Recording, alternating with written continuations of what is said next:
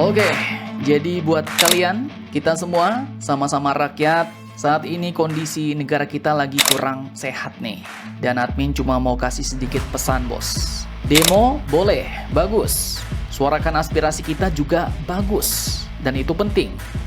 Tapi jangan pula lah kalian berubah jadi jarah barang-barang ya kan. Bakar-bakar halte, fasilitas, bangunan, dan lain-lain.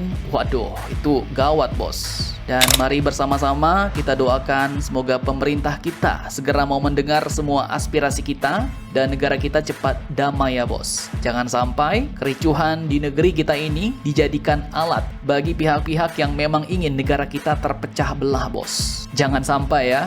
Nah, kita masuk ke pembahasan bos. Jadi seperti yang kalian tahu, di mata banyak orang, perang selalu dipandang sebagai bencana. Deru meriam, kekerasan, runtuhnya bangunan hingga korban jiwa yang berjatuhan membuat kita semua menangis.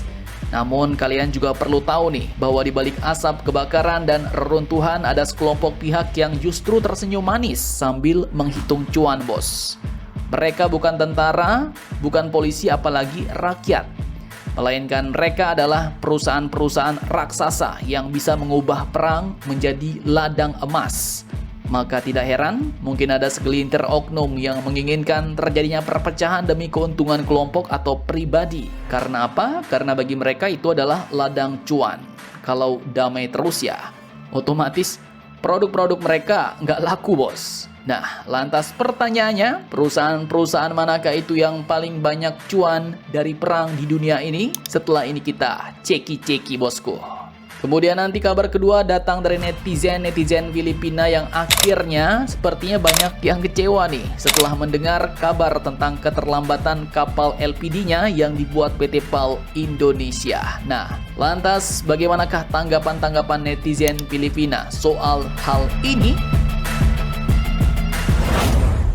Oke, yang pertama kita bahas soal perang jadi cuan bagi sekelompok orang nih bos. Jadi admin kutip dari CNBC Indonesia, sejarah pun mencatat bahwa perang dunia 1 dan 2 bukan hanya soal ideologi, tapi juga bisnis. Contohnya perusahaan kimia Jerman, IG Farben, menjadi tulang punggung industri Nazi dengan bahan kimia dan bahan bakar sintetik. Kemudian di sisi lain, perusahaan Ford dan General Motors, meski mereka perusahaan Amerika, mereka bahkan tetap menjalankan pabriknya di Jerman bos untuk terus memproduksi kendaraan-kendaraan militer. Bahkan Standard Oil, raksasa minyak dunia, tercatat memiliki keterikatan dalam memasok bahan bakar ke berbagai pihak. Dan inilah bukti bahwa perang atau kerusuhan sejak dulu selalu menghadirkan peluang bisnis. Nah, kini di era modern, pola itu masih sama bos. Konflik geopolitik yang memanas di berbagai belahan dunia kembali membuka keran keuntungan bagi industri pertahanan. Pemerintah mengucurkan miliaran dolar untuk memperkuat militernya masing-masing. Dan perusahaan senjata siap menyambut dengan kontrak yang nilainya bukan kelas kaleng-kaleng. Nah, seperti dikutip dari CNBC Indonesia, berikut 10 perusahaan yang meraup cuan dari ladang konflik bos. Jadi di barisan terdepan ada perusahaan Lockheed Martin, raksasa pertahanan asal Amerika dengan produk andalannya seperti jet tempur F-35, helikopter Black Hawk hingga rudal-rudal canggih. Lockheed pun mampu mengantongi kontrak senilai 61,4 miliar US dollar hanya pada tahun 2023 doang bos. Dan tak heran, lebih dari 70% pendapatan mereka datang langsung dari pemerintah Amerika. Kemudian yang kedua ada Boeing, yang sering kita kenal sebagai produsen pesawat komersial. Tapi jangan salah bos, divisi pertahanan Boeing menghasilkan puluhan miliar dolar lewat satelit, rudal hingga pesawat tanker.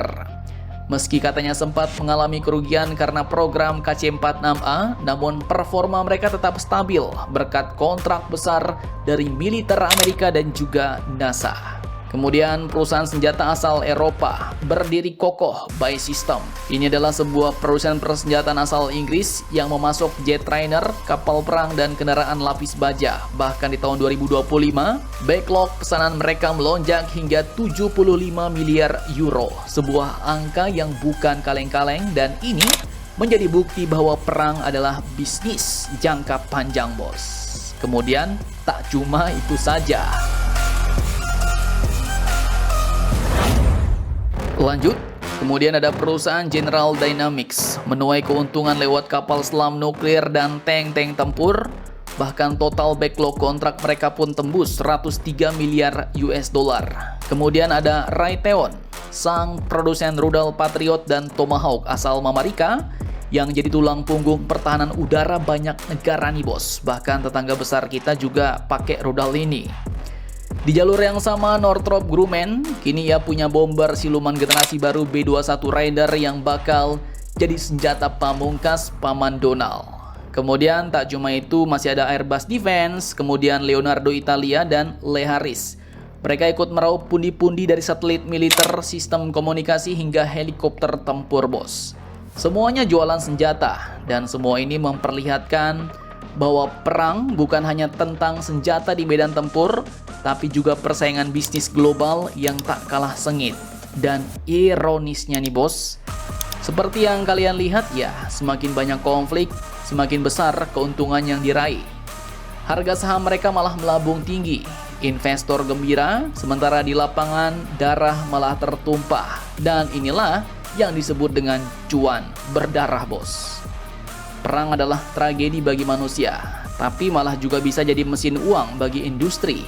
Dan selama dunia terus dilanda konflik, perusahaan-perusahaan ini pun akan terus berada di garis depan, bukan hanya untuk memasok senjata, tapi juga untuk memastikan bahwa perang selalu menjadi bisnis yang paling menguntungkan. Apakah kalian mau tetap dimanfaatkan dan dipakai untuk jadi ladang cuan mereka? Silahkan kalian cocor-bacor di kolom komentar bos. Oke, lanjut, kabar kedua datang dari netizen Pinoy yang sepertinya banyak yang kecewa nih. Jadi admin kutip dari akun Max Defense Philippines, sebuah akun pemerhati militer yang cukup besar dari Filipina, juga ikut mewartakan keterlambatan kapal PT PAL ini. Dan dilihat dari komen-komen netizennya, yang komen 300-an orang bos. Dan dilihat dari komen-komen netizennya, ternyata banyak yang kecewa nih. Kita sortir dengan komen yang paling relevan ya. Pertama ada yang bilang, kalau galangan kapal Korea sih selalu tepat waktu. Nah loh, ini udah dibanding-bandingkan aja ya kan. Kemudian ada juga yang beropini nih, Indonesia bergantung pada pertahanan dan investasi Tiongkok, sementara Filipina bergantung pada Amerika. Mungkin politik yang menyebabkan keterlambatan ini. Nah loh, ya nggak juga sih bos. Malahan kapal-kapal perang dari PT PAL itu lisensinya banyak dari geng barat ya kan, seperti Belanda, Inggris, Italia, Prancis. Malahan dari Tiongkok masih jarang-jarang ya kan. Terus ada yang bilang nih bos, lain kali kita harus pergi ke Korea atau Jepang, cepat dan dapat diandalkan dalam tabel waktu. Nah ini ya wajar mereka ngomong gitu bos. Wong kita sendiri siapa suruh lambat ya kan. Malahan kemarin PT PAL malah dikejar frigat merah putih agar bisa beroperasi sebelum 2025. Gimana coba? Apa nggak panik ya kan? Jadi ya, intinya dari semua komen memang banyak yang kecewa bos dengan isu keterlambatan ini. Padahal mereka juga benar-benar lagi butuh kapal LPD agar posisi mereka lebih kuat di kawasan terutama LCS. Bahkan banyak yang menyarankan ke depan lebih baik pesan dari negara yang sudah baik rekam jejaknya seperti Korea ataupun Jepang. Nah, hal-hal ini menurut admin ya harus jadi pelajaran buat pemerintah kita, buat PT PAL juga bos. Jangan pula mengenyampingkan pesanan luar, karena pesanan luar itulah yang membuat nama kita jadi terkenal di dunia internasional. Bahkan negara-negara lain seperti Italia aja rela ya kan, kapal yang udah mereka buat untuk angkatan laut mereka sendiri dibeli oleh Indonesia. Begitu juga kabarnya dengan frigat Istif Turki yang dibeli Indonesia. Mestinya ya PT PAL juga gitu ya kan. Dan harapannya ya kalau bisa PT PAL tetap profesional lah. Sesuaikan dengan milestone aja. Jangan gara-gara FMP diminta prioritas lalu kapal pesanan negara lain jadi terabaikan, jadi terlambat. Yang kecewa ya pasti mereka udah bayar dan mereka pun gak mau tahu apa alasan kita ya kan. Intinya ya tingkat kepercayaan mereka terhadap PT PAL pastinya bakal berkurang. Nah, jadi bagaimana menurut kalian tentang hal ini? Jangan lupa komentar, tetaplah kalian barbar dan jangan santuy terus. Demi Indonesia tangguh, salam Indomax Indo Magazines.